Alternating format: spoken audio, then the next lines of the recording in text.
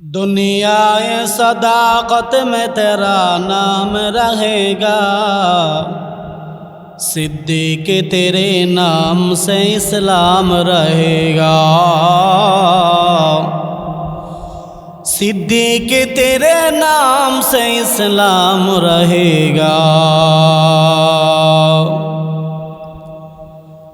दुनियाए अदालत में तेरा नाम रहेगा,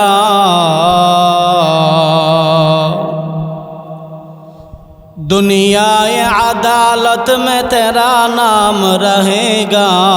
फारूक तेरे नाम से इस्लाम रहेगा, फारूक तेरे नाम से इस्लाम रहेगा। दुनियाए सखावत में तेरा नाम रहेगा, दुनियाए सखावत में तेरा नाम रहेगा। उस्मान तेरे नाम से इस्लाम रहेगा, उस्मान तेरे नाम से इस्लाम रहेगा। दुनियाए शुजाअत में तेरा नाम रहेगा, दुनियाए शुजाअत में तेरा नाम रहेगा। हैदर तेरे ही नाम से इस्लाम रहेगा, हैदर तेरे ही नाम से इस्लाम रहेगा। गुल अज गुलशन जुदा गश्ता तरो ताज़ा नमी मानद, अगर मानंद शबी मानंद शबी दीगार नमी मानद। बशनो हाफिज बतू गोयाम के गुल ताज़ा नमी मानंद, अगर मानंद शबी मानंद शबी दीगार नमी मानंद। गुल अज गुलशन जुदा गश्ता तरो ताज़ा नमी मानंद, अगर मानंद शबी मानंद शबी दीगार नमी मानंद। हमेशा इज्जते मेहमा पैखाना नमी मानंद, अगर मानंद शबी मानंद शबी दीगर नमी मानंद। दीप्त कंठे हाफिज कहे ফুলতাজা কি রই কখনো, এক রাত কি দুরাত রহে, বল বুঝিস না তোর জীবন। এই দুনিয়া মিশে গলে ভাই শুধু আশার খেলা ঘর। চোখ বুঝিলে বুঝিবি রে মন, কে আপনার কে বাপন। নদী পথে নৌকা চালাও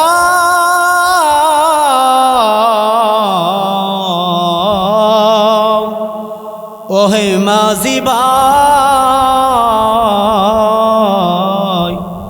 বেলা ডুবার আগে আমি ওপার উঠতে চাই। ডুবে গেলে বেলা রে আর ওঠে না, ভেঙে গেলে মেলা রে আর জমে না। নদীর কোল ভাঙে ও কোল গড়ে, নদীর কোল ভাঙে অকল গড়ে, এই তো নদীর খেলা।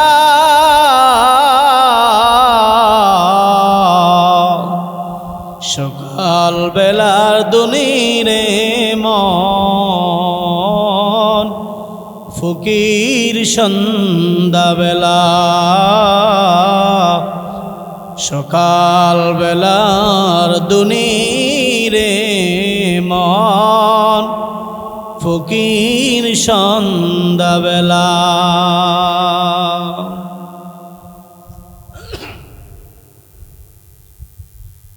এই দুনিয়া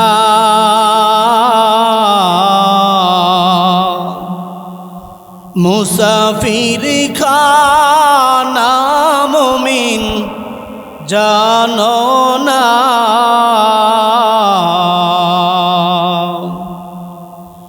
এই দুনিয়া মুসাফির খানা মুমিন জানো না। সময় হলে যাইবা চলে রইব না। সময় হলে যাইবা চলে রইবে না। দাদা গেল বাবা গেল চলিয়া, একে একে সবই যাবে রব না। একা একে সবই যাবে থাকব না। এই দুনিয়া মুসাফির খানা মুমিন জানো না। সময় হলে যাইবা চলে রইবে না। সময় হলে যাইবা চলে রইবে না। হ্যাঁ মুসলমান ভাইরা আমার, আমি আপনাদেরকে বলতে চাই, হায়াতের মালিক কে? মৌতের মালিক আল্লাহ। হায়াতের মালিক আল্লাহ, রিজিকের মালিক আল্লাহ, ইজ্জতের মালিক আল্লাহ, সম্মানের মালিক আল্লাহ। আমার মধ্যনগরের যুবক ভাইরা, এ মুরব্বী বাবারা, কুলিজা টুকরা আমার মা বোনেরা, তোমাদের হাতে পায়ে তোরা বইলা যায়। হায়াত থাকতে সময়টাকে কাজে লাগাও। যখন মালাকুল মউত আসবে, প্রাণ পাখি নিয়ে যাবে তোমাকে, আর একটা সেকেন্ড সময়ও আজরাইল মালাকুল মউত তোমাকে দিবে না। মৃত্যু কখন হয়? ঢাকা না লন্ডনে, বাংলাদেশে না প্রবাসে, কত মানুষ মা থেকে বিদায় নিয়ে যায়। মা গো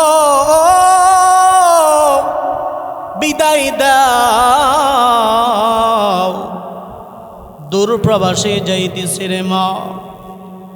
এমন সময় দেখা যায় মা কুলিজা টুকরা মা দুঃখিনী, চোখের পানি সেরে সেরে কাঁদে।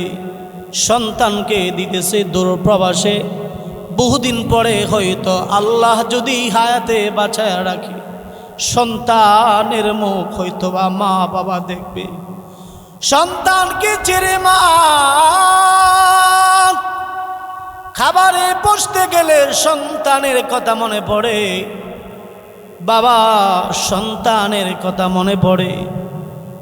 হায় হায় হায় হায়, সন্তান প্রবাস থেকে ফিরে আসতে পারবে কিনা, এ কথা গ্যারান্টি দেয় আমার আল্লাহ। বান্দার যদি হায়াত থাকে, ওই বান্দা ফিরে আসবে। আর না হয় প্রবাসীর মাটিতেও অনেক প্রবাসী বাড়া জীবনের মায়া ত্যাগ করে পরকালে রওনা দেয়, ঠিক না বেঠি?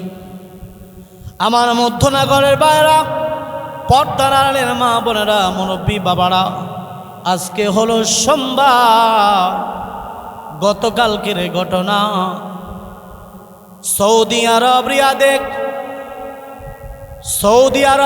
রিয়াদে সুফা কোম্পানিতে আগুন লেগে আমার বাংলাদেশি 17 জন ভাই, 7 জন আগুনে পড়ে মারা যায়, আর 10 জন শ্বাস না নেওয়ার কারণে মারা যায়।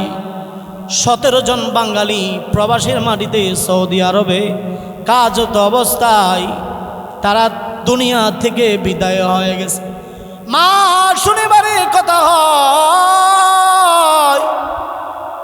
যদি বিবাহ করে থাকে আমি জানি না, হয়তোবা বিবির সাথে কথা হয়েছে।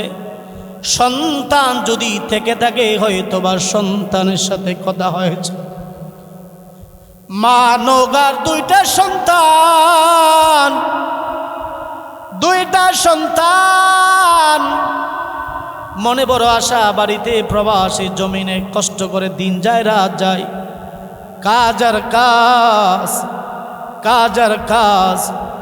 বাবারে বলছে, বাবা গো, ও মা, কাজ শেষে আমি আবার আসবো, বাড়িতে আসার আগে আমাদের বাড়িটা একটু নির্মাণ কাজ ধরো।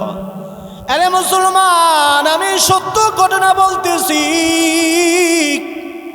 নওগাঁর মা ওই বাড়িতে ফিলার উঁচা করে ফেলছে, বিল্ডিং এর কাজ ধরছে, নির্মাণাদি কাজ চলতেছে, এখনো পূর্ণাঙ্গ ফিলার হয় নাই, মাত্র 5-6 ইঞ্চি কাজ ফিলারের কাজ হয়েছে। মা জানতো না সন্তান বিদায় হয়ে যাবে, বাবা জানতো না সন্তান বিদায় হয়ে যাবে। রবিবারে কথা হয়েছে সন্তানের সাথে, কিন্তু সোমবারে মা ফোন দেয়, ফোন রিসিভ হয় না, বাবা ফোন দেয়, ফোন রিসিভ হয় না। মা কলিজায় আগুন ধইরা গেছে, আমার সন্তান রিসিভ করে না ফোন। হঠাৎ করে খবর আসে, অমুকের মা নাকি। আপনি বলে হ্যাঁ, বলে আপনার সন্তান সৌদি আরবে রিয়াদে যে কাজ করতো, ওইখানে আগুন লেগে তারা দুনিয়া থেকে বিদায় হয়ে গেছে, আর তোমাকে মা বলে ডাকবে না। ঘটনা বাস্তব। এই জন্য প্রবাসে যারা, আপনারাও আল্লাহর স্মরণ করেন, আল্লাহকে ডাকেন, দুনিয়ার উন্নতির সাথে সাথে আখিরাতের উন্নতি করেন। আখিরাত নিশ্চিত, আখিরাত চিরস্থায়ী, দুনিয়ার ঘর বাড়ি অস্থায়ী। আপনার মনে বড় আশা ছিল, হ্যাঁ যুবক, আপনার মনে বড় আশা ছিল।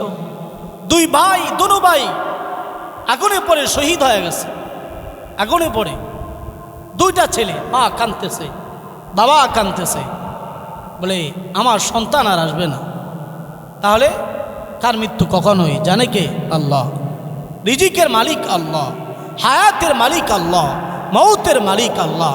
এই জন্য আমার মাওলা বলেছে, হালাল রিজিক সংগ্রহ করো, হালাল রিজিক সংগ্রহ করো, হারাম থেকে দূরে থাকো। সুদ ঘুষ খেও না, সুদ খাওয়া হারাম, ঘুষ খাওয়া হারাম। অনেকে চাকরি করে বলে, হুজুর 20,000 30,000 টাকা বেতনে কি আর সংসার চলে?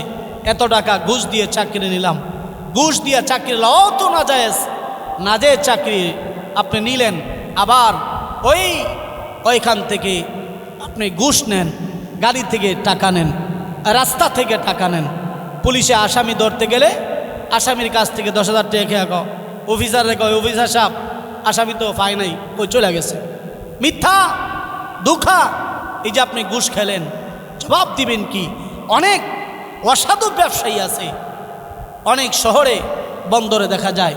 এখন হোটেলগুলাতে গরুর গোস্ত খাওয়া বড় মুশকিল হয়ে গেছে, মহিষের গোস্ত খাওয়া বড় মুশকিল হয়ে গেছে শহরগুলার হোটেলগুলাতে। কারণ হলো অসাধু কিছু ব্যবসায়িক আছে যারা কুকুরের গোস্ত বিক্রি করে মানুষদেরকে খাওয়ায়। যেই কুকুর জবাই করে একজন মুসলমান হইয়া, তুমি কেমন মুসলমান? তুমি কি জানোয়ার? না, তুমি কুকুরের চাইতে নিকৃষ্ট হয়ে গেছো। একটা নিষ্পাপ অবলা প্রাণীকে তুমি জবাই করে মুসলমানকে হারাম গুস্ত খাওয়াচ্ছ। এক জায়গার মধ্যে দেখা যায় ওই হোটেল, খুব নামি দামি একটা রেস্টুরেন্ট, ওইখানে সিলকালা করে রাখা হয়েছে, সিলকালা করে রাখা হয়েছে, তালাবদ্ধ করে রাখা হয়েছে। পুলিশ জিজ্ঞাসা করে এ হোটেলটা বন্ধ কেন, সিলকালা কেন? বলে স্যার এ হোটেলে কুকুরের গোস্ত বিক্রি করা হতো, এই জন্য এখানে সিলকালা করে রাখা হয়েছে। বলে আয় হায়, আমরা তো তার হোটেল থেকে কত গোস্ত খেয়েছি, হোটেল থেকে কত খাবার খেয়েছি। এটাকে সে এরকমভাবে আফসোস করলো, কিন্তু সে যে রাস্তা থেকে ওই ঘুষ নেয়, এরকমভাবে মানুষ থেকে ঘুষ নেয়, মাসে 30,000 টাকা পায় আর 70,000 টাকা ঘুষ নেয়, ঠিক না ভাই? ঠিক, ওইটা তো এর সাথে নিকৃষ্ট। কি জবাব দিবা? হ্যাঁ, অনেকে সুদের কথা বলে রাগ করে, ঘুষের কথা বলে রাগ করে, চুরি কথা বলে রাগ করে, যারা জুয়া খেলে আর জুয়ার কথা বলে রাগ করে। এক প্রকার কিছু যুবক আছে, আমি ওই দিন এক কাজ করতেছিলাম বাড়ির আশপাশে, গিয়ে দেখি কতগুলা অশৃঙ্খল এই যুবকগুলা এই বড় বড় বক্স নিয়ে, ইহুদিরা বক্স বাজায়, হিন্দুরা বক্স বাজায়। আজকে মুসলমানের সন্তান হয়েও কেমন মুসলমানের সন্তান, ওই কেমন তার বাবা, কেমন তার মা ছেলেকে 1000 টাকা দেয় বক্স ভাড়া করে গিয়া গণিসার মাজারে সেইদা দেওয়ার জন্য, আর অশ্লীল বেহাপনা এরকমভাবে 2-3 ঘন্টা তারা ওই নৌকা গাড়ে এই অশ্লীল এরকমভাবে নর্তকী মেয়েদের ডান্স এবং নাচ গানে 2-4টা 5টা 10টা বক্সে এরকমভাবে মুসলমানের নামাজে ডিস্টার্ব হয়। খাইতে গেলে বক্সের আওয়াজে বাড়ি সুদ্ধা এরকম থরথর করে কাঁপতে থাকে। আমি তোমাদেরকে বলি, হে যুবক, তুমি চিন্তা করো, তোমারও একদিন মৃত্যু হবে। তুমি যে আজকে বক্স বাজিয়ে নর্তকীর নাচে তুমি নাচো, ওই যে নর্তকীর গানে তুমি গান গাও আর গণিসার মাজারে গিয়ে সেইদা দাও। আমি এক যুবকের, আমি গোসল করতেছিলাম, ওই নদী পাড়ে দেখি এক যুবকের এরকমভাবে টেটু আঁকছে, টেটু মাজার গিয়া টেটু আঁকছে, টেটু। আমি বললাম, তুমি তো একজন মুসলমানের সন্তান, তুমি একটা মুসলমানের সন্তান, তুমি গণিসা মাজারে গিয়ে আবার গান বাজা বাদ্য যন্ত্র তুমি বাজিয়ে নৌকা দিয়ে এই তো সাহসিকতা করলা, অবাধ্য আচরণ করলা, আল্লাহর আইনের লঙ্ঘন করলা, আবার টেটু আঁকলা কেন? তোমার তো এরকমভাবে ফরজ গোসল আদায় হবে না, তোমার শরীর তো নাপাক থাকবে। সে বলতেছে, হুজুর এটা উঠে যাবে। আমি কম তুমি ভুল করছো। সে বলল, হুজুর এটা আমি আসলে ভুল করছি। অনুতপ্ত হওয়া। আচ্ছা বলেন তো, রিজিকের মালিক কে? আল্লাহ। রিজিকের মালিক কে? আল্লাহ। ঘুষ যারা খায় না এরা কি সংসার চলে না? সুদ যারা খায় না এদের কি সংসার চলে না? হালাল যারা খায় এদের সংসার যেমন চলে, একটা সুদ ঘুষ এবং যারা অপকর্মে হারামে যারা লিপ্ত, হারামে আরাম নাই, হালালে হলো শান্তি। কথা বলেন ঠিক না বেঠিক?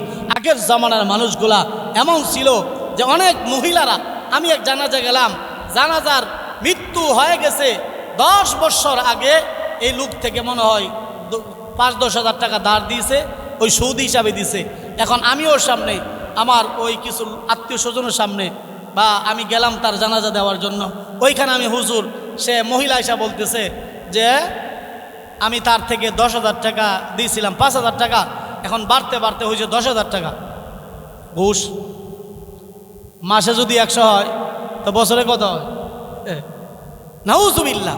তার বড় ছেলে আমি দেখলাম ওই মৃত্যুবরণ করেছে, তার থেকেও সে ওই দিনও ঘুষের টাকা আদায় করছে। লাভ ফুজি তো নিয়েই নিছে, লাভ দেয় নাই। 10 বছর পরে মৃত্যুবরণ করছে মৃত লাশ থেকে। কেমন সে নারী, কেমন সে পুরুষ, যেই পুরুষ মৃত লাশ থেকে ঘুষের টাকা নেই, ওই যে সুদ বাড়ছে সুদের টাকা নেই। এই নারী তো শুকুরের চাইতো নিকৃষ্ট, ওই নারী তো কুকুরের চাইতো নিকৃষ্ট। রসুল বলছে এই সমস্ত নারী এবং পুরুষেরা যারা সুদে ঘুষের সাথে সম্পৃক্ত, এদের চেহারা হবে শুকুরের মতো। বলে সুদের 70টা বড় বড় গুণ আছে, এর মধ্যে একটা হলো আপন মায়ের সাথে জিনা করা। আপন মায়ের সাথে কি করা? জিনা করা। অনেকে যুক্তি দেয়, হুজুর আমি আমার স্বামী মারা গেছে, ছেলে মেয়ে এগুলো আছে, এগুলা নিয়ে আমি সংসার চালাবো কিভাবে? যুক্তি তো বুঝেন না, ফাইকারি যুক্তি। এই যুক্তি দিয়ে তোমার আখিরাত চলবে না, আখিরাত চলবে না। আগের জমানার মানুষগুলা কত নেককার, কত পরহেজগার, আল্লাহর কত বই ছিল তাদের অন্তরে। আমি আপনাদেরকে একটা ঘটনা বলতে চাই। দুই যুবক জঙ্গলে সফর করতেছে। জঙ্গলে সফর করা অবস্থায় কখনো রান্নার সময় হয়ে গেলে তারা রান্না করে খাবার খায়। এক যুবক রান্না করতেছে, আরেক বন্ধু শুয়া শুয়া বন্ধুর রান্না বাড়া দেখতেছে বা অন্য কাজে যে মনোযোগ আছে। হঠাৎ করে বন্ধুর চেহারার দিকে তাকায় দেখে বন্ধু হাত দিয়া জ্বলন্ত আগুন নিভে গেছে। বন্ধু হাত দিয়া আগুনটা চুলার ভিতরে হাত দিয়া নাড়াচাড়া দিয়া আগুন ধরায় দিছে। বলেন সুবহানাল্লাহ। জ্বলন্ত আগুন জ্বলতেছে, হঠাৎ করে যদি নিভে যায় আগুন, তাহলে আপনি কি হাত দিয়া চুলার ভিতরে হাত দিতে পারবেন? আগুন তো এটা তো অন্য কিছু না, আগুন তো হাত পুড়ে ফেলবে, হাত পুড়ে যাবে। কিন্তু ওই যুবক হাত দিয়া নাড়াচাড়া দিয়া আগুন ধরে দিল। এই দৃশ্য শোয়া থাকা বন্ধু উঠে বসে গেলেন, বসা থেকে দাঁড়ায় গেলেন। বন্ধুকে বলতেছে, বন্ধু আমি তোমার গোপন রহস্য জেনে ফেলেছি, গোপন বেদ আমি জেনে ফেলেছি। কি তোমার রহস্য? মানুষ আগুন নিভে গেলে ফু দিয়া আগুন ধরায়, কিন্তু বন্ধু তুমি তো হাত দিয়ে নড়াচড়া করলা, আগুন তোমার হাতে লাগে না। কি তোমার হিকমত, কি তোমার কারামত বন্ধু আমার কাছে বলো, আমি কিন্তু দেখে ফেলেছি। বন্ধু ডাক দিয়ে বলে, বন্ধু এটা আমার কোনো কারামত না, আমার কোনো নিজস্ব গুণ না রে বন্ধু। এটা একজন নেককার মুত্তাকি আল্লাহর নেক প্রিয় বান্দির দোয়া, নেককার মানুষের দোয়া, পরহেজগার মানুষের দোয়া আল্লাহর দরবারে বড় কবুল হয়। আল্লাহ নেককারের দোয়া ফিরে দেয় না, আল্লাহ নেককারের দোয়া কবুল করে নাই। একজন নেককার মুত্তাকি মানুষের দোয়া, বলেন সুবহানাল্লাহ। একজন নেককার মুত্তাকি মানুষের দোয়া বন্ধু, নিজস্ব কোনো কারামত না। বন্ধু বলতেছে, বন্ধু কেমন সেই দোয়া? আগুনে হাত ঢুকাইলা, হাত তোমার আগুনে হাত দিয়ে ধরে না, কেমন সেই দোয়া তুমি আমার কাছে বলো।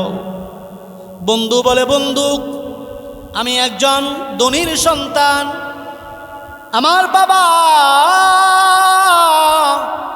সওদাগর, অনেক টাকার মালিক আমার বাবা, কিন্তু আমার জীবন এলোমেলো। অনেক ধনীর সন্তান দেখবেন জীবন এলোমেলো, ঠিক না ভাই? ঠিক। গরিবের সন্তান বিসিএস ক্যাডার হয়, গরিবের সন্তান ওসি হয়, গরিবের সন্তান ডিসি হয়, গরিবের সন্তানরা বড় বড় পাইলট হয়ে যায়, বড় বড় শিক্ষিত হয়ে যায়। গরিব ঘরের সন্তানেরা অনেক বড় বড় চাকরি পেয়ে ফেলে, যারা বড় লোকের সন্তানরাও কামাই করতে পারে না, ঠিক না ভাই? ঠিক।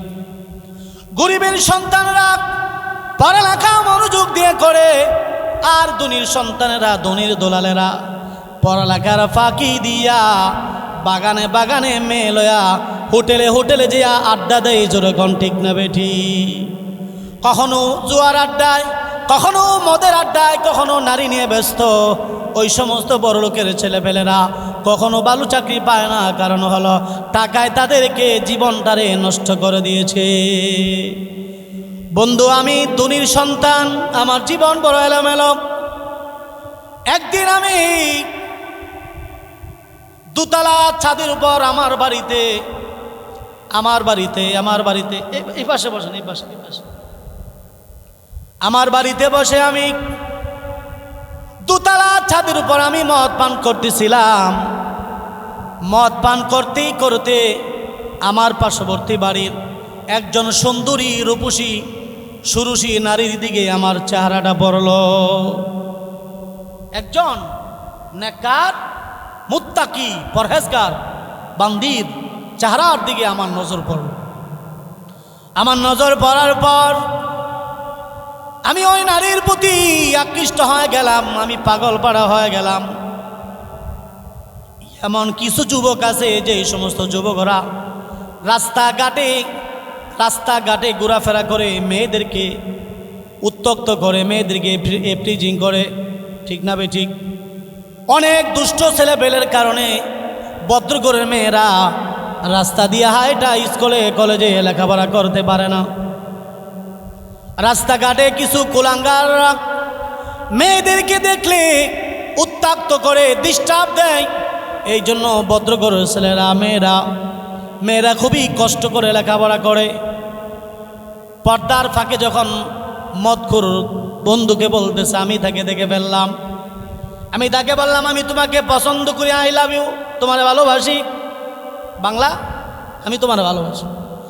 মেয়েটা এমনি আমাকে বলল বিবাহ ইসলামী শরিয়া মোতাবেক বিবাহ করার আগে আই লাভ ইউ টাই লাভ ইউ এটা ইসলামের সমর্থন করে না, নাউজুবিল্লাহ।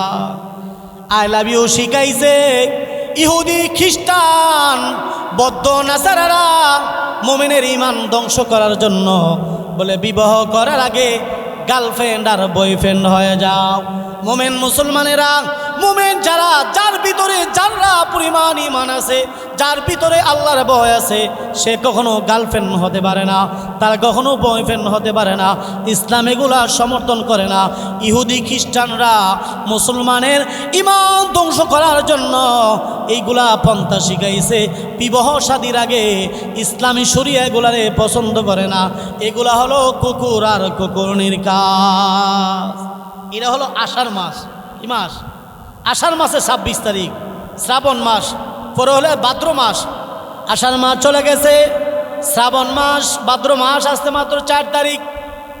ভাদ্র মাসে দেখবেন রাস্তাঘাটে কুকুর আর কুকুর নেই, বয়ফ্রেন্ড আর গার্লফ্রেন্ড। কুকুর হলো বয়ফ্রেন্ড আর কুকুরনি হলো বয়ফ্রেন্ড, আর কুকুর হলো গার্লফ্রেন্ড। বয়ফ্রেন্ড আর গার্লফ্রেন্ডের সাথে সম্পৃক্ত কুকুর আর কুকুরনির সাথে যৌন নিবারণ করে রাস্তাঘাটে তার কাজ কারবার সেরে চলে যায়। সন্তান যে হয়, কুকুর এগুলার দায়িত্ব নেয় না। এইটা হলো কুকুর আর কুকুরনির কাজ। মুসলমানের সন্তান বিবাহ করার আগে গার্লফ্রেন্ড আর বয়ফ্রেন্ড নিয়ে পার্কে বাগানে হোটেলে নিয়ে রাত যাপন করতে পারে না। বাংলাদেশের সরকারের কাছে আবেদন করতে চায়। বাংলাদেশের দর্শন বেড়ে গেছে, বাংলাদেশে জিনা বেড়ে গেছে, বাংলাদেশে পাপ বেড়ে গেছে, বাংলাদেশে বারবার ভূমিকম্প হয়, টর্নেডো হয়, আঘাতের পর আঘাত, বছরে কয়েকবার ভূমিকম্প হয়, জমিনগুলা কেঁপে ফেলে। তখন তোমরা থরথর করে কাঁপো আর আলেমের কাছে যাও। গতকালকেও দেখলাম তারেক রহমান মহিবুল্লাহ বাবনগরী হেফাজতের আমির সাহেবের কাছে গেছে দোয়া আনার জন্য। গেছেন ভালো কথা, দোয়া আনার জন্য, কিন্তু দোয়া আনার সাথে সাথে শুধুমাত্র দোয়া দিলে চলবে না, ইসলামী কাজগুলো বাংলার জমিন থেকে বন্ধ করতে হবে। গার্লফ্রেন্ড আর বয়ফ্রেন্ড নিয়ে যাওয়া এটা কোন জাতের যুক্তি? বিবাহর আগে এগুলা কে তোমাকে যুক্তি দিল? ওই যুবক বলতেছি, বন্ধু মেয়েটাকে আমি বললাম আমি তোমাকে ভালোবাসি, আই লাভ ইউ। মেয়েটা বলল কিসের আই লাভ ইউ জানোস নি? সাবধান, কখনো আমার সামনে আসবি না। মেয়েটা আমাকে এইভাবে অপমান করে বের করে দিল। আমি আমার বাবাকে বললাম, বাবা ওই পার্শ্ববর্তী বাড়ির ওই লোকের মেয়েরা আমি পছন্দ করি। বাবা গো, ওই মেয়েটাকে যদি আমাকে বিবাহ না করাও জীবন রাখবো না, শেষ করে দিব। আসেনি অনেক লোক আছে না, একটা রাস্তাঘাটে দেখছে এটা পছন্দ হয়েছে, এরে না পাইলে আর জীবন দেলা। অনেকে বিষ পান করে, অনেকে ফাঁস লয়। এই যুবক, আল্লাহ তোমাকে যার সাথে জড়িয়ে রাখছে অবশ্যই তোমার কাছে সে ফিরায় দিবে। যুবক বাবার কাছে বলার পর বাবা গেল তার বাড়িতে। মেয়ে যেমন মুত্তাকি, বাবাও তেমন মুত্তাকি, পরহেজগার। বাবা যেমন সন্তানও তেমন। এই জন্য পার্কে দেখা যায় 14 ফেব্রুয়ারি আসলে সন্তান যায় এক মেয়েকে নিয়ে, বাবা যায় আরেক মেয়েকে নিয়ে, ঠিক না বে ঠিক? একজন মেয়েকে নিয়ে যায়, বাবাও যায়, সন্তানও যায়। বাবার সামনে সন্তানটা অপকর্ম করে বাধা দেয় না, বাবার সামনে সন্তান অপকর্ম করে বাধা দেয় না, সন্তানের সামনে এরকমভাবে বাবা অপকর্ম করে বাধা দেয় না, স্ত্রীর সামনে স্বামী অপকর্ম করে বাধা দেয় না। স্ত্রী যায় এক গার্লফ্রেন্ড নিয়ে, স্বামী যায় আর এক বয়ফ্রেন্ড নিয়ে। এই সমস্ত কাজ কুকুরনির কাজ, এটা ইসলাম পছন্দ করে না, ঠিক না বেঠি? বাবা তারে ফিরিয়ে দিছে না, তোমার ছেলের চরিত্র ভালো না, সে মদ পান করে, চরিত্র ভালো না। চরিত্রহীন পুরুষের কাছে, যুবকের কাছে তুমি ধনী হতে পারো, আমরা গরিব হতে পারি, তোমার ছেলের সাথে আমার মেয়ের বিবাহ দিব না। বন্ধুকে বলতেছে, বন্ধু আমার বাবাকে অপমান করে মেয়ের বাবা বের করে দিল। তার বাবা একজন নেককার মুত্তাকি পরহেজগার মানুষ দেখে তার মেয়েকে বিবাহ দিয়ে দিল। আল্লাহর কুদরত, ওই সংসারে তার কয়েকটা ছেলে মেয়ে হলো, কিন্তু হঠাৎ করে সে অসুস্থ হয়ে পড়ল, বিমার হয়ে পড়ল। অসুস্থতার কারণে আল্লাহ রাব্বুল আলামিন তার মৃত্যু দিয়েছেন, জীবন শেষ। মেয়েটা ওই জায়গায় সংসার করে, হঠাৎ করে এলাকার মধ্যে দুর্ভিক্ষ দেখা দিল। আমাদের আগের সময় মুরব্বীরা বলতো কাত, কিছুদিন আগে গেল করোনা। করোনার কারণে রাস্তাঘাটে বের হওয়া যায় না, শাটডাউন। রিক্সা চালকরা কান্দে, হুজুর দেখা হইলে বলে সংসার চলে না, ছেলেমেয়ের লেখাপড়া হয় না, সংসারের দায়িত্ব আমি আর টানতে পারি না। হুজুর রিক্সা চালাইতাম, রিক্সাও ভাড়া হয় না, মানুষেরা যায় না। রিক্সা চালকরা কান্দে। একথা বলার পর ওই যে চাচা, একটু আসতে, ও চাচা, আরে করোনা দিয়েছে, আলোচনা পরে। মাশাল্লাহ আসেন, আলহামদুলিল্লাহ ভালো হয়েছে। যুবক বলতেছে দুর্ভিক্ষের কারণে, অভাবের কারণে মেয়েটা, এলাকার মধ্যে বড় অভাব, কিন্তু আমার বাবা ওই সময় আমাদের দন কমতি ছিল না। আমার বাবা আমাকে বলল, তুমি এলাকা গিয়া ত্রাণ বিতরণ করবা। আমি এক এলাকায় গিয়া ত্রাণ বিতরণ করি। আমি এক এলাকায় গেলাম, এক এলাকার মধ্যে আমি গেলাম, যে এলাকার মধ্যে ওই মেয়েটা থাকতো। শত অভাবের কারণে স্বামীর সংসার ছেড়ে 3টা ছেলে মেয়ে নিয়া বাবার বাড়িতে আয় না, যা পা তাই খাই। এত অভাবের কারণেও মেয়েটা বাবা ভাইয়ের বাড়িতে আসে না। আমি গেলাম ত্রাণ বিতরণ করার জন্য। আমি ত্রাণগুলা বিতরণ করতেছি, করতে করতে মানুষেরা সিরিয়াল ধরে, লাইন ধরে আমার কাছ থেকে নিতেছে। এমনি দেখি ওই মেয়েটা, যে মেয়েটা আমি প্রথমে পছন্দ করেছিলাম, আমি দেখার সঙ্গে সঙ্গে হঠাৎ করে পর্দার ফাঁকে আমি তাকে দেখে ফেলি। দেখার পর আমি ওই মেয়েটাকে বললাম, তুমি কি ওই মেয়ে না যাকে আমি প্রস্তাব দিয়েছিলাম? তুমি আমার প্রস্তাব প্রত্যাখ্যান করেছ, তুমি আমাকে ইনসাল্ট করেছ, তুমি আমাকে পাত্তা দাও নাই। আমি তো ধনীর সন্তান, তুমি সত্য কথা বলো। মেয়েটা বলতেছে, হ্যাঁ আমি ওই মেয়ে যে তোমার প্রস্তাবকে আমি প্রত্যাখ্যান করে দিয়েছিলাম। অবৈধ প্রেম, আমি সম্মতি হয় নাই, রাজি হয় নাই। আমি হলাম অমুক বাবার সন্তান। তোমার ধনী বাবা আমার বাবার কাছে গিয়েছিল বিবাহের জন্য। আমার বাবা তোমার চরিত্র সম্পর্কে জানা ছিল। তোমার সাথে আমার বাবা বিবাহ দেয় নাই। তোমার বাবাকে আমার বাবা অপমান করে বের করে দিয়েছিল। তুমি কি ওই ছেলে না? বলে হ্যাঁ আমি তো ওই ছেলে। ওই মেয়েটা এভাবে অপমান করার পর বন্ধুকে বলতেছে, বন্ধু, ও বন্ধু, বন্ধুকে বলতেছে, বন্ধু আমার ওই অপমানের কথা মনে পড়ে গেল, যে অপমান করে তার বাবা আমাকে বের করে দিয়েছে। সে আমাকে অপমান করেছে। আমি বললাম, তুমি আমাকে অপমান করেছ, তোমার বাবা অপমান করেছে, আমি তোমাকে ত্রাণ দিব না, আমি তোমাকে খাবার দিব না, তুমি যদি আমার মনের খায়সাত পুরা না করো। খায়সাত কি বুঝেননি? একটা যুবক 16-18 বছরের যুবক যদি একটা মেয়েরে কয় তুমি আমার খায়সাত পুরা করবানি, তুমি আমাকে সময় দিবানি, এটা কোন সময়? কি চাইছে? এটা কি বুঝতে বাকি রয়েছে? তোমার সাথে আমি মিলন করতে চাই, জিনার প্রস্তাব দিয়ে দিল।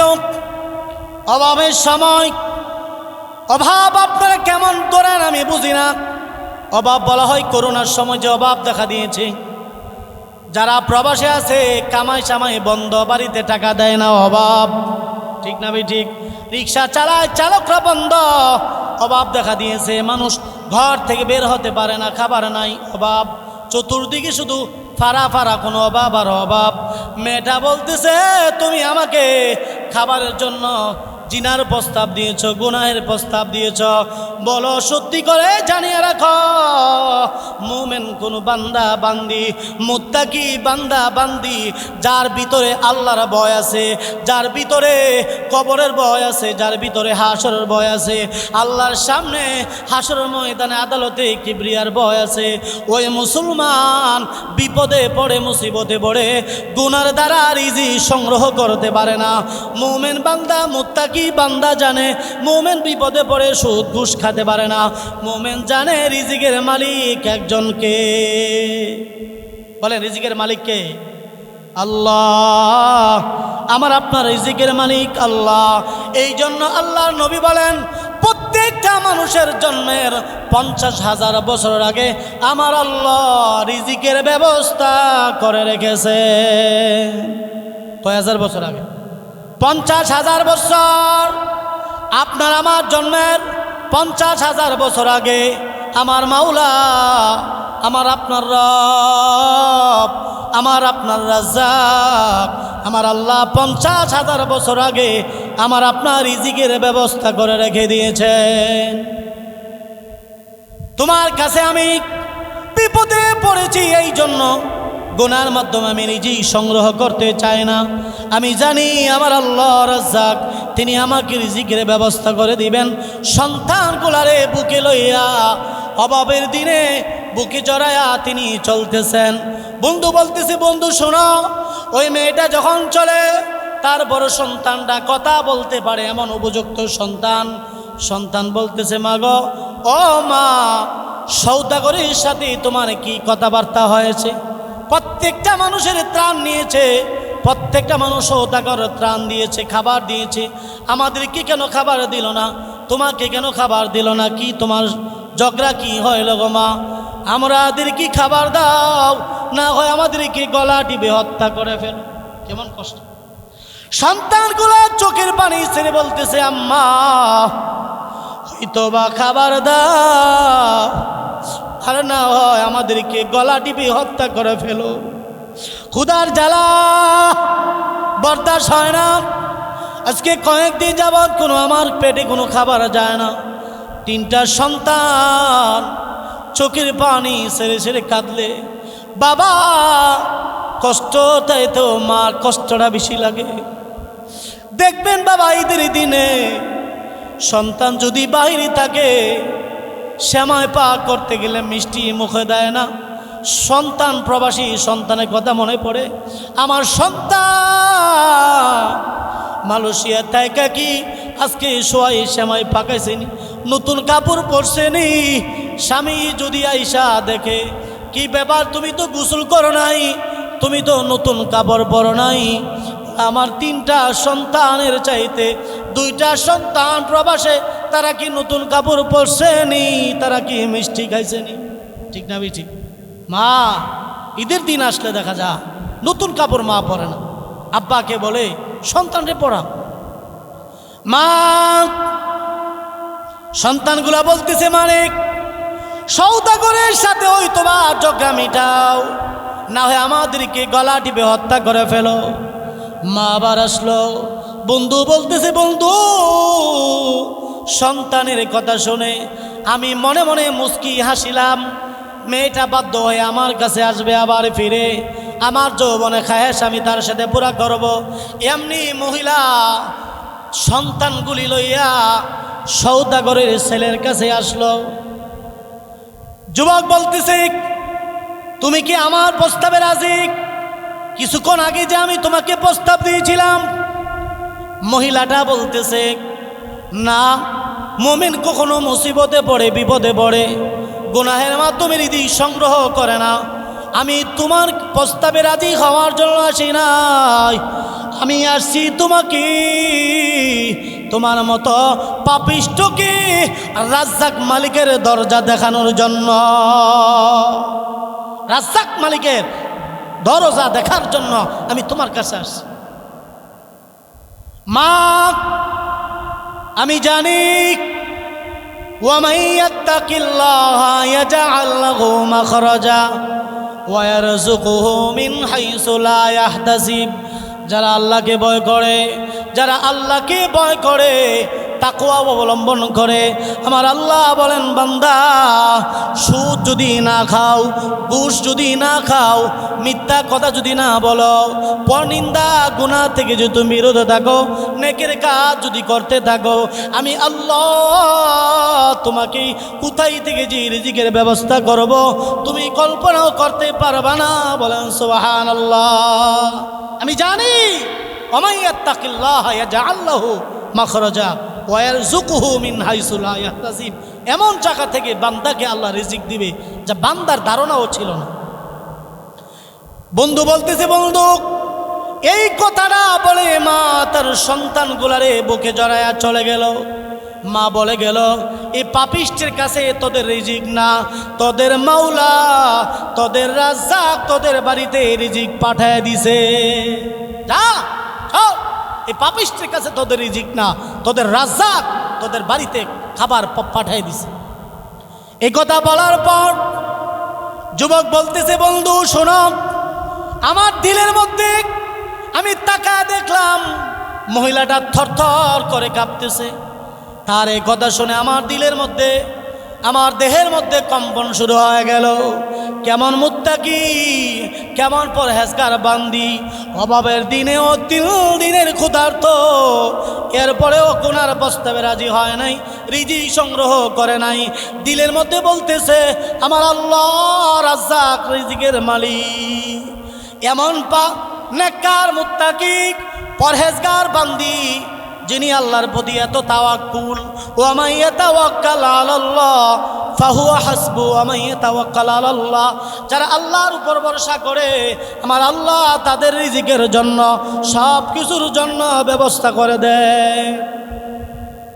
এই মহিলা যদি তার বাড়িতে যায়, অবশ্যই সারা জাহানের মালিক, শুধু মানুষ নয়, কীট পতঙ্গ, পাথরের ভিতরেও একটা পোকা, যে মাওলা রিজিক ব্যবস্থা করতে পারে, এমন মুত্তাকি বান্দির রিজিকের ব্যবস্থাও আমার আল্লাহ করবে। এমন বান্দির ডাক আল্লাহ কবুল করবে। বন্ধু বলতেছে, বন্ধু মেয়েটা তার সন্তানগুলোকে নিয়ে চলে গেল। আমি বললাম, এমন মুত্তাকি আল্লাহর বান্দি যদি রিজিক পেয়ে যায়, আমার উপরও আল্লাহর গজব আসবে। আমি এই জন্য 1 বস্তা আটা আর কিছু তান সামগ্রী লইয়া ভিন্ন রাস্তা দিয়া তার বাড়িতে চলে গেলাম। বাড়িতে যাইয়া আমি তার দরজার সামনে রেখে দিলাম। আমি দাঁড়িয়ে রইলাম ভিন্ন জায়গায়, মহিলা যেন আমাকে না দেখে। মহিলা যখন বাড়িতে গেল, গিয়া দেখলো তার দরজার সামনে কে যেন খাবারের স্তূপ রেখে দিয়েছে।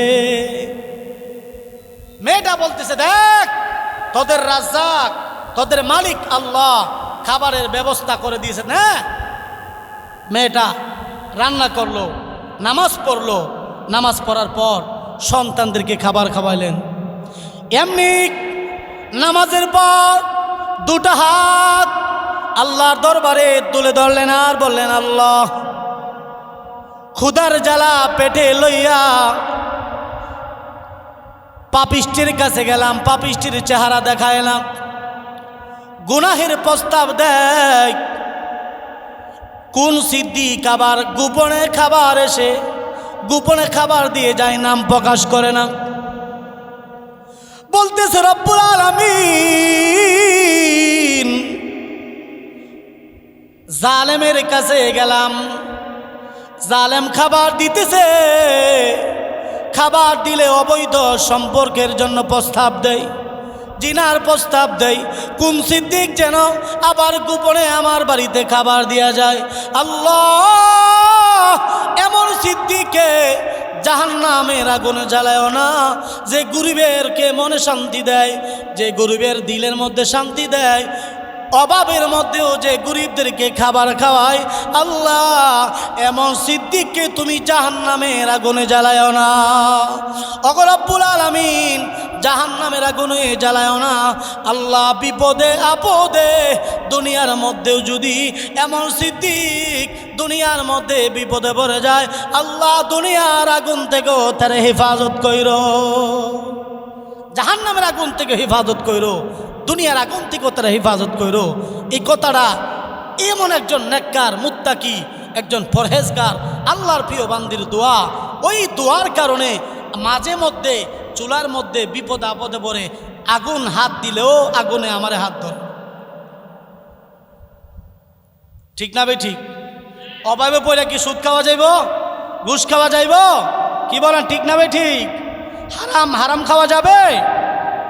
আমার নবী শেষ কথার দিকে আমি চলে যাচ্ছি। আপনার আমার নবী বিশ্বনবী রাহমাতুল লিল আলামিন, আল্লাহ রাব্বুল আলামিনের পরে যার সম্মান মর্যাদা, বিশ্বনবী রাহমাতুল লিল আলামিনের আদরের টুকরা, কলিজার টুকরা ফাতেমা রাদিয়াল্লাহু তাআলা আনহা। আমার নবীর মেয়ের যখন বিবাহর বয়স হলো, কত দুনি দুলালির সন্তানের জন্য হযরতে খাতুনে জান্নাত ফাতেমার বিবাহ আসছে। নবী কোনো দুনির সন্তানের সাথে হযরতে ফাতেমার বিবাহ দেয় নাই। দুনির সন্তানের প্রস্তাব ফিরিয়ে দিয়েছে, আলী রাদিয়াল্লাহু তাআলা আনহুর প্রস্তাব কবুল করেছে। হযরতে আলী নবীজির চাচাতো ভাই, বড় অভাবী ছিলেন, কারণ দিনদার মুত্তাকি, দুনিয়া হলো জেলখানা। ঠিক না? আর দুনিয়া সিজনুল মুমিন ওয়া জান্নাতুল কাফির। মুমিনের জন্য দুনিয়া জেলখানা, আখিরাত হলো বালাখানা। আর কাফের বেঈমান মুশরিকের জন্য দুনিয়া হলো জান্নাত, আখিরাত হলো জাহান্নাম। মুমিন মুত্তাকি মরতে দেরি, জান্নাতে ঢুকতে দেরি না। কাফের বেঈমান ইহুদি খ্রিস্টান, হ্যাঁ, এরা মরতে দেরি, জাহান্নামে ঢুকতে।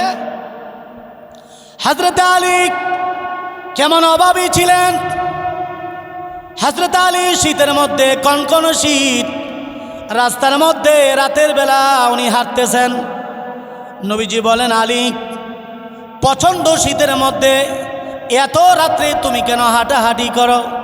হযরত আলী বলেন, ইয়া রাসূলুল্লাহ, ইয়া হাবিবাল্লাহ, ঘরের মধ্যে কোনো খাবার নাই, ক্ষুধার যন্ত্রণা গো নবী, আমার ঘুমে ধরে না, তাই রাস্তায় বের হয়ে গেলাম। একটু সময় নিয়ে পার হয়ে যায়, রাত্র রানী একটু কেটে যায়। রাহমাতুল লিল আলামিন বলে, আলী রে, এমন সময় তুমি আমার কাছে এসেছ, আমার ঘরেও একটা খেজুর তোমাকে দেওয়ার মতো আমার তৌফিক না। একটা খেজুর যে তোমারে দিব, এই তৌফিক আমার কাছে নাই। হযরত আলী বলে, আমার দিনের নবী আমাকে বলেন, আলী, ওই যে দেখো খেজুর গাছ, খেজুর গাছের কাছে গিয়ে বলবা, আল্লাহর হুকুমে আমি নবী বলেছি তোমাকে খেজুর দেওয়ার জন্য। হযরত আলী বলেন, হে জগতের মানুষেরা শোনো, আল্লাহ নবীর কথা যখন আমি গিয়া খেজুর গাছকে বললাম, খেজুর গাছের গোড়া গিয়া তাকায় দেখি খেজুর থাকবে দূরের কথা, খেজুর গাছে পাতা হয় নাই। মৌসুম না, মৌসুম না। আমি বললাম খেজুর গাছ, আমার নবী বলেছে খেজুর দেওয়ার জন্য। হযরত আলী বলে, এমনি আমি তাকায় দেখি পাতাবিহীন খেজুর গাছে হঠাৎ করে দেখি আল্লাহর গায়বী মদত যেন এসে গেছে। সাথে সাথে গাছ থেকে কাঁচা পাকা খেজুরগুলা পড়তে আরম্ভ করতে শুরু করে দিয়েছে। একটা খেজুর আমি পকেটে ঢুকাই, আর একটা খেজুর আমি মুখে দেই, কারণ আমার ঘরে ফাতেমা ক্ষুধার্ত, হাসান হোসেন ক্ষুধার্ত। স্বামী যদি বিবি ক্ষুধার্ত থাকলে স্বামী কি পেট ভরে খাই লইব না বিবিরও খাওয়াই তৈব? আল্লাহ নবী সাল্লাল্লাহু আলাইহি সাল্লাম, আমার আপনার নবী দু জাহানের সরদার, আমার নবী সাইয়্যিদাতু নিসা ফাতেমা রাদিয়াল্লাহু তাআলা আনহার বাড়িতে গেলেন। আমার নবী সালাম দিলেন। সালাম দেওয়ার পর আসসালামু আলাইকুম ওয়া রাহমাতুল্লাহ, নবীজির সালামের কণ্ঠের আওয়াজ পাইয়া খাতুনে জান্নাত ফাতেমা রাদিয়াল্লাহু তাআলা আনহা কোনো জবাব দেয় না, সালামের উত্তর দেয় না। একবার, দুইবার, তিনবার আল্লাহ নবী বলতেছে, মা আমি কি তোমার সাথে কোনো অপরাধ করেছি রে মা? তুমি ফাতেমা কেন সালাম এর জবাব দেও না? খাতুনে জান্নাত, আমার আপনার নবীর আদরের দুলালি, কলিজার টুকরা, জগৎ দুঃখিনী মা বলতেছে, আব্বা আপনি আমার সাথে কেন অপরাধ করবেন? আব্বা গো, আমার শরীরে এতটুকু পরিমাণ কাপড় নাই যে কাপড় দ্বারা আমার ফরজ দেহগুলা, অঙ্গগুলা আমি ঢাকতে পারব। আব্বা উপর দিক দিয়া যদি ডাকি, নিচের দিক দিয়া খালি হয়ে যায়, নিচের দিক দিয়া যদি ডাকি, উপরের ছানগুলা খালি হয়ে যায়।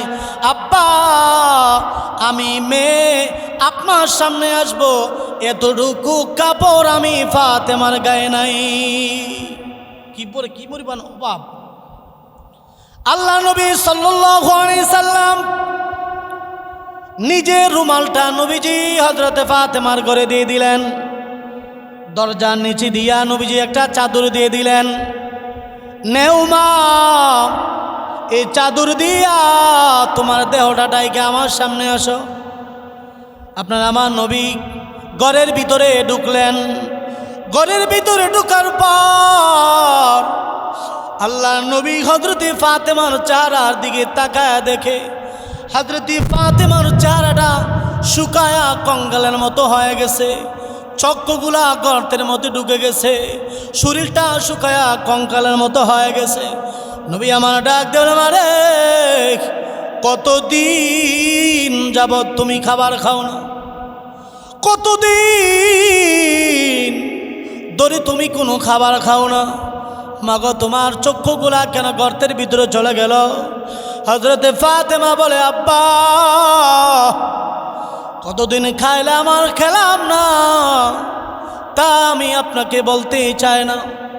আপনি দেখি শুনে হযরতে আলীর কাছে বিবাহ দিয়েছেন, আমি জানি কষ্ট আমার কোনো কষ্ট না, কিন্তু আমি আমার গর্বে রেখে যেই দুইটা সন্তান আমি জন্ম দিলাম, আব্বা গো, ও আমার প্রিয় বাবা, আপনার আদরের দুই নাতি হাসান আর হোসেন, আমার আদরের দুলালি কলিজা টুকরা সন্তানগুলা আজকে 3 দিন যাবত আমার ঘরে কোনো খাবার নাই, আমার চুলাগুলাতে আগুন জ্বলে না, আমার দুটা সন্তান ক্ষুধার জ্বালা বরদাস্ত করতে না পারে আমি মা কদম পা মুবারক ধরে বলে, মারে খাবার দিবানি? দেখো গো মা, দেখো আমাদের পেটটা পিঠের সাথে লেগে গেছে, এ মা আর ক্ষুধার জ্বালা বরদাস্ত হয় না।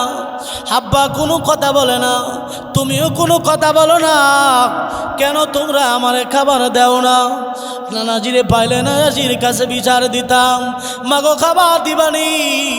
হযরতে ফাতেমা এইভাবে যখন বিনা বিনা কান্দে, আল্লাহ নবী চোখের পানি গোলা সেরে সেরে কান্দে, নবীজির কণ্ঠের আওয়াজ পাইয়া হাসান হুসাইন ক্ষুধার্ত অবস্থায় ঘুম পেড়েছে, ঘুমাইছে।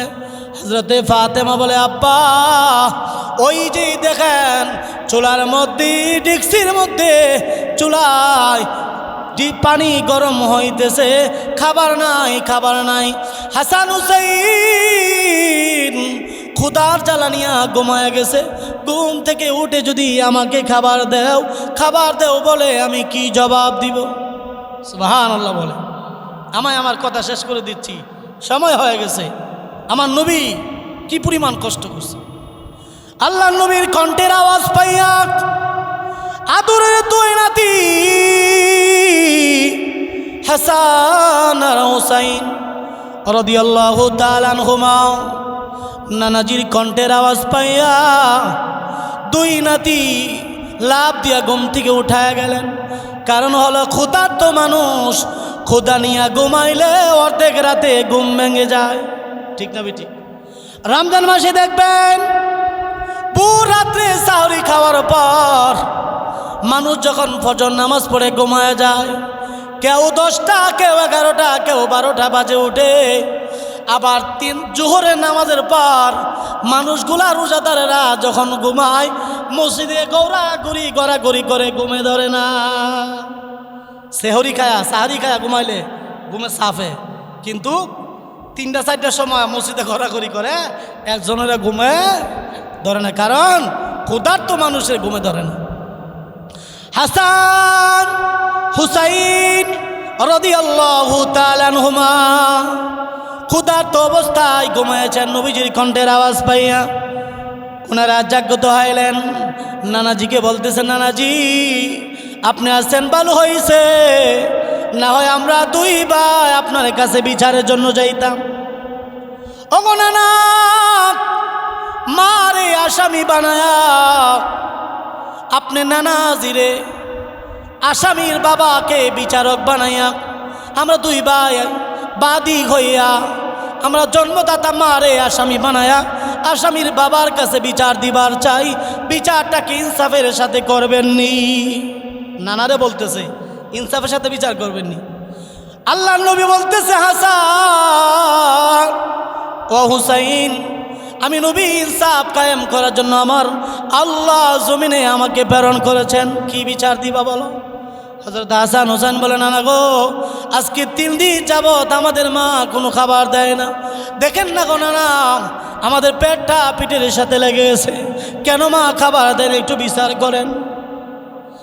আল্লাহ নবী দু জাহানের বাদশাহ রহমাতুল লিল আলামিন, আপনার আমার নবী দয়ার নবীও হাসান হোসেনের কথা শুনে কাঁদে। ফাতেমা রাদিয়াল্লাহু তাআলা আনহা কাঁদে, নবীজিও কাঁদে, হাসান হোসেনও কাঁদে। আমার নবী কি জবাব দিবে? কারণ আমার নবীও তো 7 দিনের ক্ষুধার্ত। আল্লাহ নবী চোখ দিয়া চার করে পানি ছাড়ে। হাসান হোসেন বলে, নানা মেয়েকে বিচার করতে হবে, এই জন্য বুঝি ইনসাফ করতে পারবেন না, বিদায় বুঝি আপনি কাঁদেন।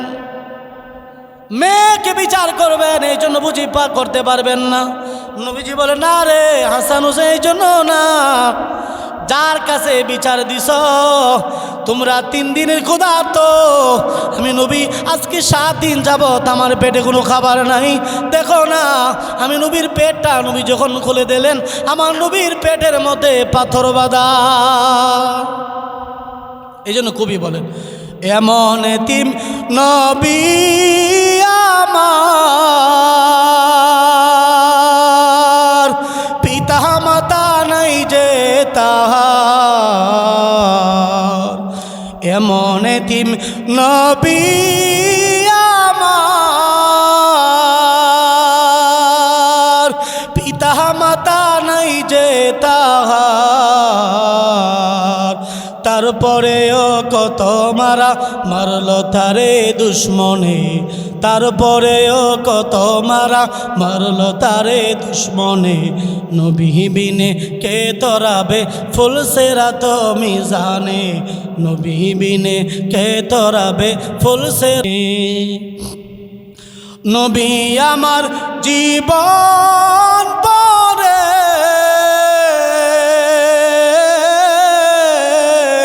দিনের লাগি কষ্ট করে দান শহীদ করিলেন ওহদের ময়দানে, দান দান শহীদ করিলেন ওহদের ময়দানে। নবী বিনে কে তরাবে ফুলসিরাত মিজানে, নবী বিনে কে তরাবে ফুলসিরাত মিজানে। নবীজি মোর খোদার জালায় বেঁধেছিলেন পেটে পাথর। নবীজি মোর খোদার জালায়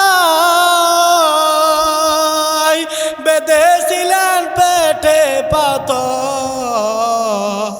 মাঝে মাঝে কাতর হয়ে পড়ে যেতেন জমিনে, মাঝে মাঝে কাতর হয়ে পড়ে যেতেন জমিনে।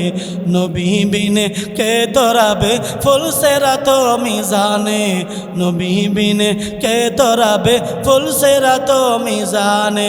নবীর মায়া নাই কি তোমার, কেমন দুঃখ দাও যে আবার। দুরুদ পড় স্মরণ কর, দুরুদ পড় স্মরণ কর প্রথম ঘাটি কাফনে। দুরুদ পড় স্মরণ কর প্রথম ঘাটি কাফনে। নবী বিনে কে তরাবে ফুলসিরাত মিজানে। আজান শুনে আসো যারা বিছানায়, তাদের জন্যে কাঁদেন নবী মদিনায়, তাদের জন্যে কাঁদেন নবী মদিনায়। সেই নবীর জন্য কি মায়া লাগে না, হায়রে মানুষ নামাজ কেন পড়ো না, হায়রে উম্মত নামাজ কেন পড়ো না। আমার কলিজার টুকরা ভাইরা, মুরব্বী বাবারা, এ আমার পর্দার আলের মা বোনেরা, এখনো তোমরা যারা নামাজ কাজা করো, কি জবাব দিবা আল্লাহর কাছে? কি নিয়ে যাইবা কবরে? এক প্রকার মানুষকে আমি দেখি আফসোস লাগে। আমার নবী সাল্লাল্লাহু আলাইহি সাল্লাম উহুদের জমিনে দান দান মোবারক শহীদ করেছেন। আমার আপনার নবী সরকারে দো আলম তায়েফের জমিনে নবীর শরীর থেকে রক্ত জড়িয়েছেন। খন্দকের যুদ্ধে সাহাবায়ে কেরাম রক্ত দিয়েছে। তবুকের প্রান্তরে বিভিন্ন আল্লাহ রাসূল সাল্লাল্লাহু আলাইহি সাল্লামের বিভিন্ন যুদ্ধে সাহাবায়ে কেরাম রক্ত দিয়েছেন। হযরতে হানজালা এরকমভাবে ফরজ গোসল অবস্থায় আল্লাহর দ্বীনের জন্য শহীদ হয়ে গেছেন। আল্লাহ নবী সাল্লাল্লাহু আলাইহি সাল্লাম বলেন, আমি নবী তারাকতু ফীকুম আমরাইন লান তাদিল্লু মা তামাসসাকতুম বিহিমা কিতাবাল্লাহ ওয়া সুন্নাত রাসূলি। আমি তোমাদের কাছে দুটা জিনিস রেখে যাই, একটা হলো কোরআন এবং সুন্নাহ। যতদিন পর্যন্ত তোমরা আঁকড়ে ধরবা তখনও পথ ভ্রষ্ট হবে না। এ মুসলমানেরা, শেষ কথাটা বলতে চাই, আজকে আফসোস লাগে, আজকে দুঃখ লাগে। আমরা একজন আরেকজনের হিংসা, আমরা হিংসায় চলি, আমরা অহংকার করি, আমরা পীর দাবি করি। আমি বড় কিছু হয়ে গেছি, আমি বড় কিছু হয়ে গেছি, আমি আরেকজনকে সহ্য করতে পারি না। আমার নবীর চরিত্র এমন ছিল না, সাহাবীদের চরিত্র এমন ছিল না। হযরত আবু বকর রাস্তা দিয়ে হাঁটতেছে, হযরত আলী প্রতিদিন সালাম দেয়। একদিন হযরতে আবু বকর সিদ্দিক সালাম দিল না। হযরত আলী আবু বকর সিদ্দিক বলে, ইয়া রাসূলুল্লাহ, আলী আমাকে সালাম দিল না কেন? হযরত আলী বলে, ইয়া রাসূলুল্লাহ, ইয়া হাবিবাল্লাহ, আমি চাই আমার ভাই আবু বকর আমার থেকে শ্রেষ্ঠ হোক। সাহাবায়ে কেরামের ছিল ভাতৃত্ব মহব্বত।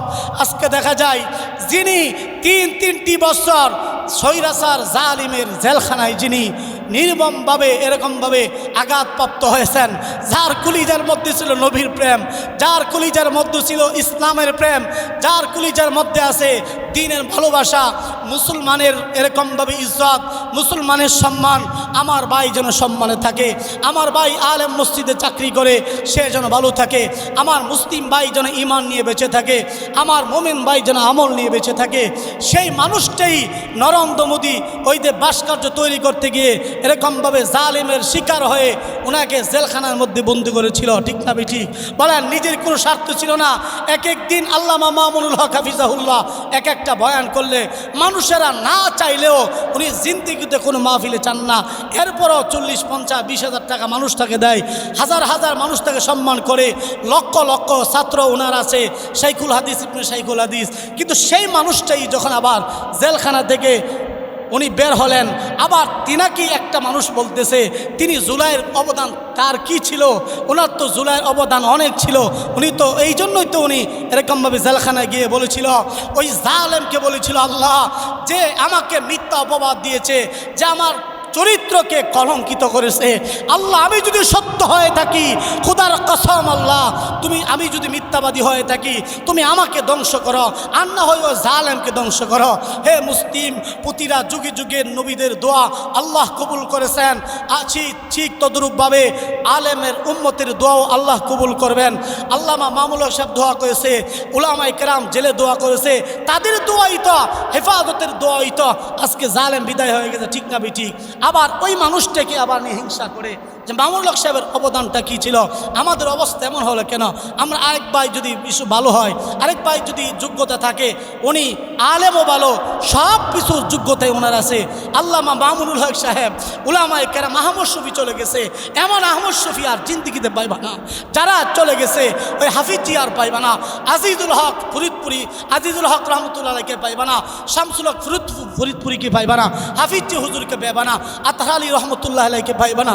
খুদার কসম আল্লামা মামুনুল হকের মতো এমন বলিষ্ঠ কণ্ঠের অধিকারী যদি হারিয়ে যায় তোমরা পাইবা না। হক্কানি আলেম যদি চলে যায়, ওই যে আল্লামা খালেদ সাইফুল্লাহ আইয়ুবী যদি চলে যায় তোমরা পাইবা না। হক্কানি আলেমকে মানুষ চিনে না, হক্কানি আলেম চলে গেলে, আল্লামা মুফতি নুরুল্লাহ রহমতুল্লাহ চলে গেছে, থাকতে আমরা কদর করি নাই, উনি চলে গেছে ওনার কদর আমরা বুঝেছি, ঠিক না ঠিক? উলামায়ে কেরাম চলে গেলে আর বুঝতে চলবে না, থাকতে কদর করা, থাকতে সম্মান দাও। আল্লাহ আমাদের সকলকে সকল আলেমের সম্মান মর্যাদা তাকওয়া অর্জন করা তৌফিক দান করুন। আমরা দোয়া করি ফয়জুল করিম দামাত বারকাতুহুম এবং আল্লামা মামুনুল সাহেবকে নিয়ে ফেসবুকে ওনার একটা ছবি নিয়ে এটাকে কটাক্ষ করা হচ্ছে, 501 বলে ওনাকে আঘাত করেছে। আরে জালেমরা যে 501 নিয়ে ওনাকে কষ্ট দিয়েছে, আরে নবীকে একবার ওই যুগেরটা তোমাদের সাথে মিল দেখা যায়, নবীকে আবতার বলেছে, নবীকে এরকমভাবে নিঃসন্তান বলেছে, কষ্ট দিয়েছে, তারাও তো এই পরিমাণ কষ্ট দিয়েছে। 501 বলে তোমরা কষ্ট দিও না, তোমরা আলেমকে কষ্ট দিও না, তোমাদের উপর আল্লাহর লানত পড়বে। আমরা দোয়া করি সকল আলেমকে একসাথে মিলায় দেখ, সকলের দেশে শান্তি হোক, তারেক রহমান এবং সকল উলামায়ে কেরাম একসাথে নিয়ে দেশটা শান্তিতে থাকুক, চাই তো ইনশাল্লাহ। আল্লাহ আমাদের সকলকে আমল করার তৌফিক দান করুক।